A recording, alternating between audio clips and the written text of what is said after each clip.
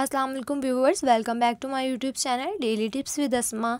आज की इस वीडियो में हम आपको बताएंगे सियान नाम के बारे में अनोखी और दिलचस्प मालूमात।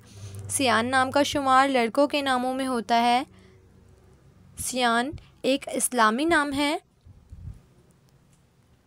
सियान नाम की इब्तिदाई तारीख अरबी ज़बान से निकलती है। सियान नाम के अफराद के लिए खुशकिस्मत नंबर 5 माना जाता है।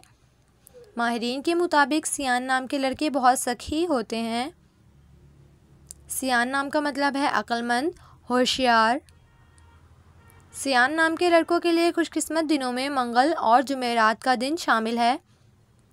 सियान नाम के अफराद के लिए मुआफिक रंगों में सुर्ख और बनफशी रंग शामिल है। सियान नाम के अफराद के लिए मुआफिक पत्थरों में रूबी पत्थर शामिल है।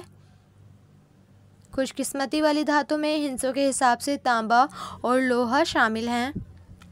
सो फ्रेंड्स, अगर आप अपने नाम का मतलब जानना चाहते हैं तो कमेंट बॉक्स में अपना नाम लिखें।